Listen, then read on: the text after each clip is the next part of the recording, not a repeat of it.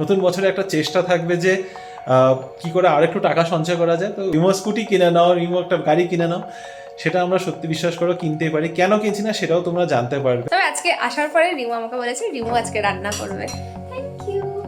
Thank you বলার কি হয়েছে? লুটে শুটকি দিয়ে বাঁধাকপির পাতার বাটা, এটাও আমার রেডি হয়ে গেছে। যেটা অর্ডার করা হয়েছে এটা দুজনের জন্যই করা হয়েছে। হ্যাঁ, ওটা তোমারও কাজের আমারও কাজের। এখন সকাল সকাল কালকে আরবান ক্লাব বুক করলাম, আরবান কোম্পানি থেকে প্লাম্বার বুক করেছি সকাল 8টার সময়। বেসিক্যালি আমার প্রশ্নটা হচ্ছে মা বাবার দায়িত্বটা তবে কার? ও তোমরা দুই বোন, তো ভাই নেই। তো এটা খুব কমন থট যে মেয়েরা তো বিয়ে হয়ে চলে যাবে। এটাও শুনতে পাওয়া যায় মেয়েদের বিয়ে হওয়ার পরে যে আমি বাবা মারই মানে দেখবো, আমি শ্বশুর বাড়িতে কিছু করবো না। সেটাও একটা ধরনের, যেটা এখন আমি খুব এক্স্যাক্টলি।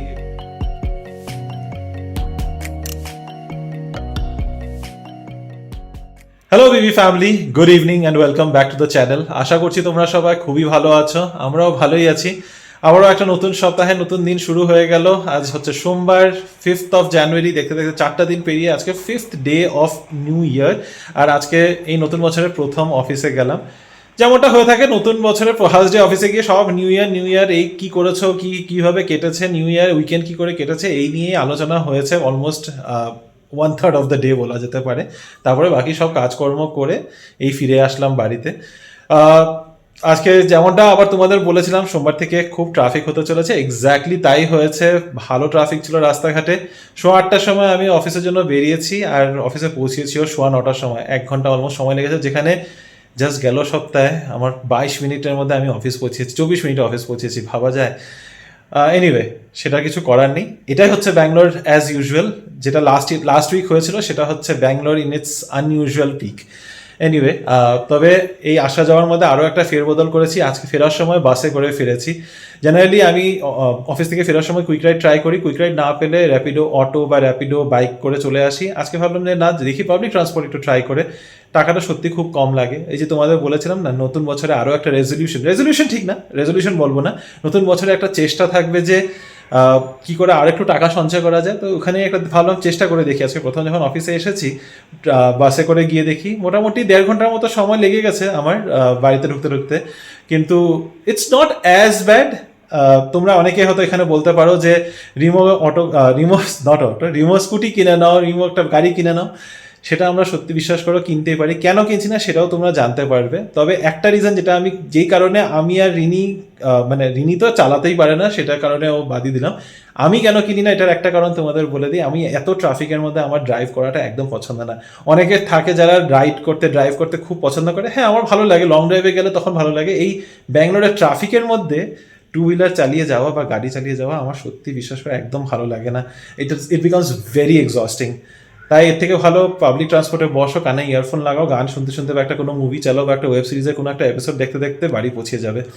এনিওয়ে, দেখা যাক এটা কতদিন চালিয়ে যেতে পারি। তবে এখন বাড়িতে পৌঁছেছি আর বাজে 7টা অলমোস্ট। তো রিনি এখনো বাড়ি পৌঁছায়নি। আমি যাই, আমি ফ্রেশ হই। বাকি পুরো সন্ধ্যাটা কি করব না করবো ওরকম কোনো প্ল্যান নেই। দেখি তোমাদের সাথে কতটা কি শেয়ার করতে পারি। Good evening everyone. পুরো একটা দিন কেটে গেল আজকে, আর এখন তোমাদের সাথে আমার কথা হচ্ছে। রিমো আজকে তাড়াতাড়ি বাড়ি ঢুকেছে, আমার লেট হয়েছে। আমি প্রায় 1 ঘন্টা বাদে বেরিয়েছি, অফিস থেকে একটুখানি কাজ ছিল। আর বিশ্বাস করবে না, এইচএসআরে এত ট্রাফিক। এইচএসআরের রাস্তাগুলো এখন পুরো রিপেয়ারিংয়ের কাজ চলছে, সমস্ত ট্রাফিক পুরো একটা দিকে মুভ করে গেছে। তাই দিয়ে আর লোকজনও বেড়ে গেছে, সারা রাস্তায় খালি গাড়ি গাড়ি গাড়ি। আমার পুরো অফিস থেকে আসতে অন অ্যান অ্যাভারেজ 40 মিনিটস লাগে। আজকে অ্যাকচুয়ালিতে 1 ঘন্টার কাছাকাছি লেগে গেছে এই ট্রাফিকের চক্করে। আমি ট্রাফিক নিয়েই সময়টা বললাম, তাতেও দেখো কতটা দেরি হচ্ছে।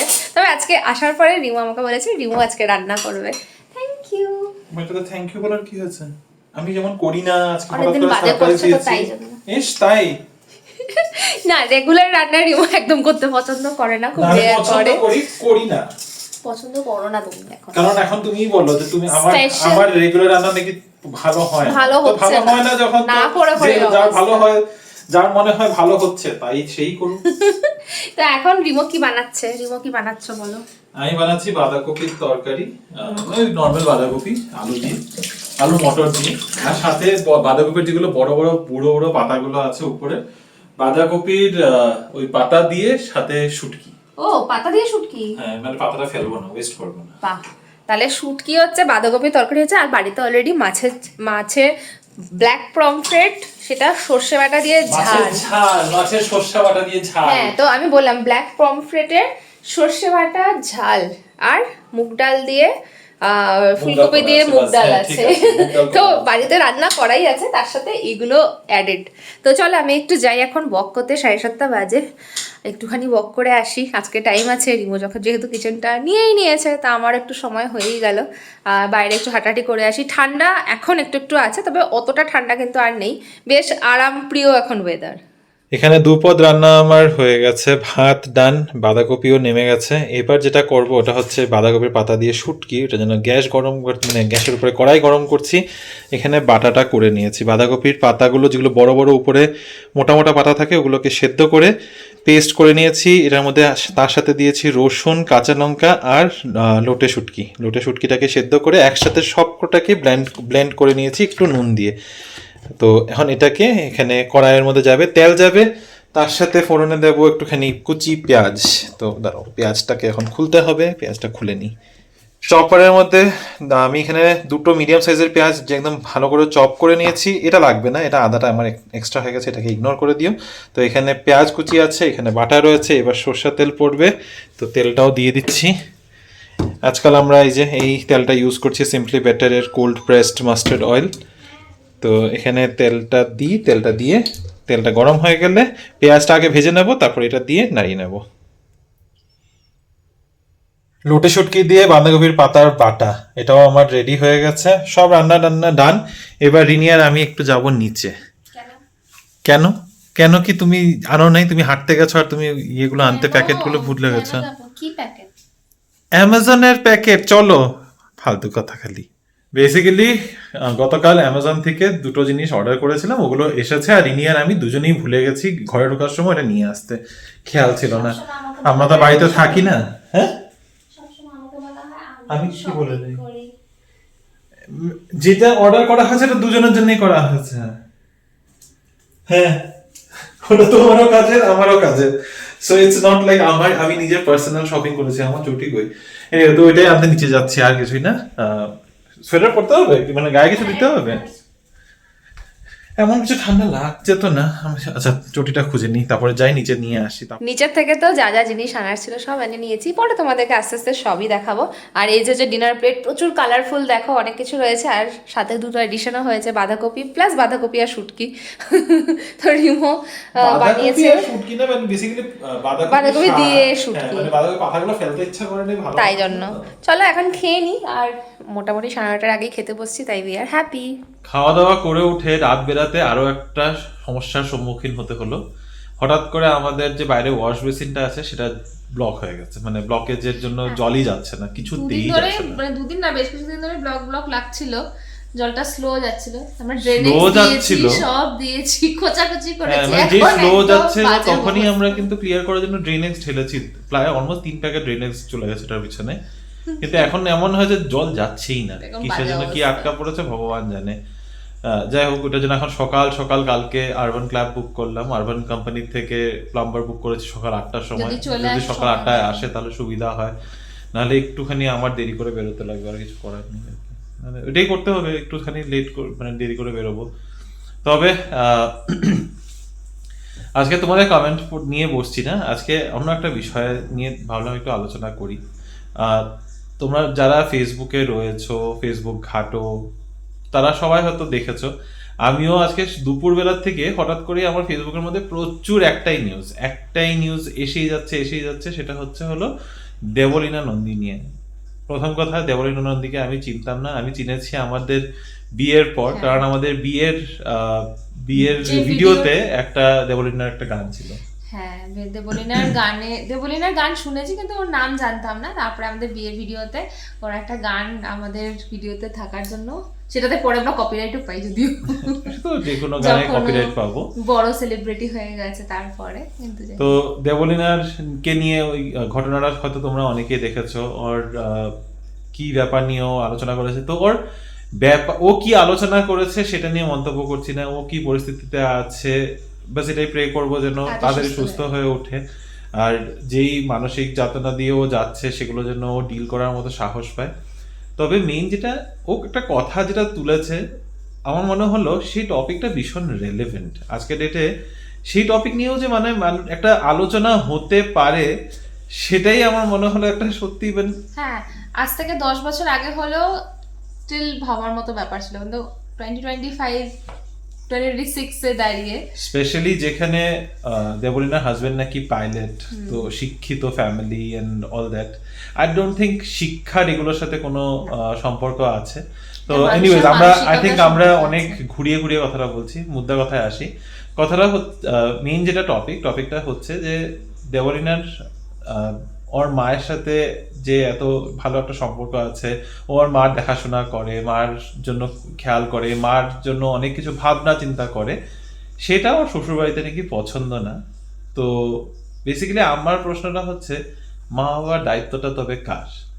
হুম। মানে একটা মেয়ের বিয়ে হয়ে যাওয়ার পরে তার কি ওর মা বাবার প্রতি কোনো দায়িত্ব থাকে না? থাকে না? মানে তুমি মেয়ে did you even ever think or তুমি কোনোদিনও কারোর মুখে এরকম তোমাকে বলতে শুনেছো যে তোর বিয়ের পরে তোর মা বাবার প্রতি তো তোর তো আর কোনো দায়িত্ব নেই না। নেই বা? তবে আমি এটা জানি ছোটবেলাতে যখন যেহেতু মার আমি তোমাকে এই জন্য জিজ্ঞাসা করছি বিকজ we দেখো, এই both কথাটা- are girl child। এটা আমি এই কারণে স্পেশালি জিজ্ঞাসা করছি কারণ কথাটা সবসময় মেয়েদেরকে নিয়েই হয়। হ্যাঁ, মানে সবসময়- ছেলেদের জন্য ইট ইজ লাইক অ্যাজিউমড যে হ্যাঁ ছেলেরা তো দায়িত্ব নেবে, মেয়েরা বিয়ের পরে মেয়েদের আর কোনো দায়িত্ব থাকে না। It's like an unsaid fact না, যেটা মেয়েদের সার্কুলেট হয়। বাপের বাড়ির প্রতি কোনো দায়িত্ব থাকা, হ্যাঁ মানে সেটাই আর কি, বাপের মানে মা বাবার দায়িত্ব আর কি, মানে ওইটাই আর কি। হ্যাঁ, তো যাই হোক, আমি এটা শুনেছি ছোটবেলাতে শুনে বেশ বড় হয়ে শুনেছি মায়ের মুখে। মা ব্লগটা দেখবে তো। আমরা যেহেতু দুই মেয়ে, দুই ভাই আর আমরা দুই কন্যা সন্তান, তাই নাকি বাবাকে বা মাকে অনেক হয়তো, ও তোমার দুই মেয়ে, ছেলে নেই, ও দুটো মেয়ে, ছেলে নেই, কারণ দুটো মেয়ে তো বিয়ে হয়ে যাবে, ছেলেই তো বাবা মাকে দেখবে। তো এই জিনিসটা শুনে শুনে আমরা বড় হয়েছি সব সময়। এখন আজকের দিনে দাঁড়িয়ে ও ছেলে নেই, ইভেন আমার মনে হয় বিয়ের পরেও আমার নাম অবভিয়াসলি জানা নেই, ও তোমরা দুই বোন, ভাই নেই। তো এটা খুব কমন থট যে মেয়েরা তো বিয়ে হয়ে চলে যাবে, তবে আজকের দিনে দাঁড়িয়ে তো সেটা আর নয়। মেয়ে ছেলে আমরা সবাই বাড়ির বাইরে থাকি, সবাই নিজের নিজের কর্মরত, আর অনেক দায়িত্বই থাকে দুই পারিবারিক দিকে, সেটা তো দেখার আর কেউ নেই, নিজেদেরকেই করতে হবে। আমি আমার পয়েন্ট অফ ভিউ থেকে কথাটা বলি। আই থিঙ্ক সন্তান তো সন্তান, হ্যাঁ, ছেলে হোক মেয়ে হোক, মা বাবা জন্ম দিয়েছে যখন, তো মা বাবার দায়িত্ব নেওয়ার রেসপন্সিবিলিটিটাও ছেলে আর মেয়ে দুজনেরই। যে বাড়িতে ছেলে আর মেয়ে দুজনই থাকবে, সেখানেও আমার মনে হয় যে এটা equally ছেলেটার আর মেয়ের দুজনেরই ইকুয়াল রেসপন্সিবিলিটি মা বাবার দেখাশোনা করার। সেইখানেও যদি একটা মেয়ে বিয়ের পরে বলে যে আমার তো বিয়ে হয়ে গেছে, এখন আমার আর কোনো দায়িত্ব নেই, তুই আমার ভাই আছে বা দাদা আছে, সে হ্যাঁ, দেখবে মা এটাও বাবাকে, শুনতে পাওয়া যায়। সেটাও কিন্তু উচিত না। না, এটাও শুনতে পাওয়া যায় মেয়েদের বিয়ে হওয়ার পরে যে আমি বাবা মারই মানে দেখবো, আমি শ্বশুর বাড়িতে কিছু করব না। সেটাও একটা ধরনের, যেটা এখন আমি খুব শুনতে পাই। এক্স্যাক্টলি, এটাও হয়, এটাও অনেক হয়, অনেক বেশি শোনা যায় এটা এখন। তো দুই দিক দিয়ে সেটা হচ্ছে। তবে আমি পরে দেবলিনার ভিডিওটা দেখেছি, ওটার মধ্যে ও একটা কথা বলে যে এরকম কি কোনো আইন নেই যেখানের মধ্যে মেয়েদেরও রেসপন্সিবিলিটি থাকবে মা বাবার দেখাশোনা করার? আমি এটুকু বলতে চাই যে আইন আছে, অ্যান্ড এটা এক্সিস্ট করে। ইটস নট লাইক হাওয়াতে কথাটা হচ্ছে। There is an act, it's called Maintenance for Parents and Senior Citizens Act 2007। তো এই অ্যাক্টের আন্ডারে একটা সন্তানের, এটা ছেলে সন্তান হোক মেয়ে সন্তান হোক, মানে কন্যা সন্তান হোক বা মানে দুজনেরই রেসপন্সিবিলিটি মা বাবার দেখাশোনা করার, irrespective of whether you are a male child or a female child. এই রেসপন্সিবিলিটি, মা বাবার দায়িত্বটা যে কোনো সন্তানের, যতটাই সন্তান হোক না কেন, সবার ভাগে কিন্তু ইকুয়াল রেসপন্সিবিলিটি পড়ে। সেকেন্ড আরো একটা অ্যাক্ট আছে যেটাকে বলে হয় CRPC সেকশন 125 আই থিঙ্ক ওটার আন্ডারেও পড়ে, যেখানে মা বাবার অধিকার আছে তাদের সন্তান থেকে মেনটেন্যান্স দাবি করার, বা শুধু মেনটেন্যান্স বলতে আমি শুধু ফিনান্সিয়াল মেনটেন্যান্সের কথা বলছি না, সাপোর্ট দাবি করার, physical support, financial support, emotional support ওরা দাবি করতে পারে। এটাও কিন্তু আইনে আছে। অ্যান্ড এই দাবিটা তারা তাদের ছেলে সন্তান এবং মেয়ে সন্তান দুজনের কাছেই করতে পারে। এটা ইন্ডিয়ান লতে এটা প্রভিশন রয়েছে। তো যারা জানো না তাদের জন্য জানিয়ে দিলাম, আর যারা জানো জেনেও মনে করছো যে মা বাবার দায়িত্ব নিতে হবে না, তাদের জন্য বলে রাখি প্লিজ, মানে দেখো মা বাবারা এত বছর পড়িয়েছে, এত বছর বড় করেছে, আজকে নিজে যাই আমরা করছি না কেন, যেটুকুই করছি শুধুমাত্র তাদের জন্য। এক্স্যাক্টলি। এটা বলবো না যে হ্যাঁ মা বাবারা এটা ভেবে, এটাও বলতে চাই যে মা বাবাদের এটা ভেবে করাটাও উচিত না যে হ্যাঁ আমরা করছি কারণ আমাদেরকে দেখবে, বাট যখন মা বাবা তোমাদের জন্য করে, it is also your responsibility to do your best, মানে তুমি যতটা পারবে, রাইট? ঠিক। অ্যান্ড অ্যাগেন মা বাবা বলতে আমি দুই সাইডেরই মা বাবার কথা বলছি। both এটা না যে শুধু মানে হ্যাঁ নিজের আমি মা আমার বাবার মা বাবাকেই কল্যাণ। দেখলাম, ইনলজরা আমার কোনো ব্যাপার না। এন্ড এটাও আমি দুই ছেলে আর দুই মেয়ের ক্ষেত্রেই তরফেই বলছি, বলা হচ্ছে। মানে ইনলজ তুমি যখন বিয়ে করো আর বিয়ের পরে মা বাবা মাম্মি জি ড্যাডি জি করে ডাকো, ওটা মানতে হবে। কি আমি ভুল বললাম? কি থাকে বাবু? আরে মানে হিন্দি ভাষীদের কথা বলছি, মানে নর্দার্ন বেল্টে, মানে নিউজপেপারে তো এরকম মা বহু বাবা ঘটনা শোনা যায়। মা বাবা mummy Old age daddy home এ মাম্মা পাঠিয়ে দেওয়া মাম্মি জি হয়। ড্যাডি জি করেই তো হ্যাঁ, সম্বোধন বাড়ি করে তো। থেকে বের করে দেওয়া হয়। যদি প্যারেন্টসরা নিজেদের নামে বাড়ি না রেখে যদি ভুলবশত যারা সন্তানদের নামে করে দেয় না, বহু খবর দেখতে পাওয়া দেখো যায়। সম্পত্তি নিয়ে কিছু বলছি না, বাস আমি নর্মালি বলছি। দেবলীনা নন্দীর কেসটা নিয়ে জাস্ট এইটুকুই বলবো, ও ওর মার জন্য যেটা করছে ওখানের মধ্যে ওর ইনলজ এর interference should not even be there. মানে ও নিজে কামাচ্ছে, ও নিজের কামাই দিয়ে ওর মা দেখাশোনা করছে, ও নিজের পয়সা কামিয়ে ও নিজের মার জন্য করছে, এমন না যে ওর হাজবেন্ড থেকে কোনো রকমের সাপোর্ট নিচ্ছে। সেখানে হাউ ইজ, মানে ওর ইনলজ এর কি করে কোনো রকমের বক্তব্য থাকতেও পারে বা ওখানে, আমি তো এটাও বুঝতে পারি না কি করে কেউ বক্তব্য দিতে পারে যেখানে মধ্যে ওর কোনো কন্ট্রিবিউশনই নেই। আর এমনও না, ও তো সবার জন্যই করছে, এমন তো না যে ও নিজের ইনলজদের জন্য করছে না, সেটাও বোধহয় বলেছিল ভিডিওটাতে। এনিওয়েজ আমাদের হ্যাঁ, নিয়ে এটাও বেশি বলা যায় যে বলার সব, না আমি এটা বলছি না, দেখো আমি কাউকে জাজ করে বলছি না। হ্যাঁ আমি একটা মানুষকে জাজ করছি, সেটা হচ্ছে ওর হাজবেন্ডটাকে আমি ভীষণভাবে জাজ করছি, কিন্তু আই থিংক একটা জিনিসই প্রয়োজন ছিল এখানে, একটুখানি support, that's it, emotional support. এটা সত্যি কথা, মানে একটু Financial ইমোশনাল না। সাপোর্ট হলে একটা মানুষ অনেকটা এগিয়ে যেতে পারে। কিন্তু এটা মানতে হবে, হ্যাটস অফ টু হার, যে ও সাহস করে পাবলিকেরই কথাটা বলতে পেরেছে। হ্যাঁ তারপরে ওর সাহস জবাব দিয়ে গেছে, তারপরে যেই ও পদক্ষেপটা নিয়েছে সেটা আই থিঙ্ক, মানে আজকের ডেটে it would have been easier to come out and step out of a relationship rather than harming yourself. এই জিনিসটাকে আমি একেবারেই সমর্থন করি না। না দেখো যতই মেন্টাল ট্রমা হয়, আই ডোন্ট থিঙ্ক এটা নিয়ে সমর্থন, আমি এই জিনিসটাকে সমর্থন করি না। রাদার প্লিজ নিজেকে লাভ ইয়োরসেলফ, আর ছেলে হও মেয়ে হও নিজেকে এতটা স্ট্রং করো যেন আরেকজনের উপরে ডিপেন্ডেন্ট না থাকতে হয়। এনিওয়ে একটু বেশি কথা বললাম, বাট তোমাদের কি মন্তব্য সেটা জানিও।